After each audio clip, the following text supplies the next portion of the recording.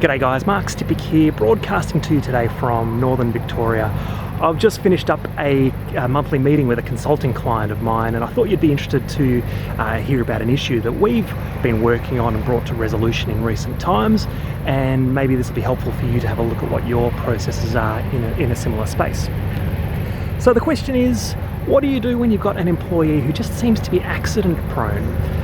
The scenario is that you've got an employee who seems to have just a lot of minor or some worrying health and safety issues, some health and wellbeing concerns, and it just sort of seems to keep happening. And there's not much consistency around, what part of the body it's happening with, or it's unique to this individual as well. So the other employees don't seem to have the same issue. So what's going on, and what do you do about it?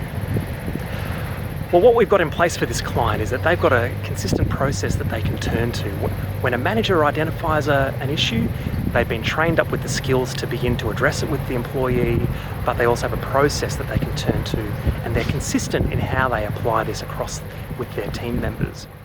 And what they do is, when there's a concern, they invite the person to participate in a functional capacity evaluation with an occupational therapist.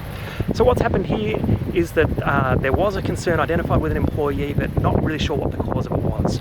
Following the functional capacity evaluation, the employee has actually discovered that he had a condition that he didn't realise. He's got a health and wellbeing concern. So now he's actually got more information about his health and wellbeing than he had prior to this process.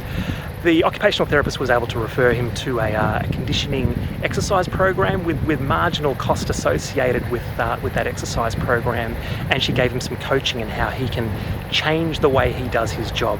There was no changes needed to the job itself, just in the way that he approaches his work. The outcome is that you've got an employee who feels really well looked after.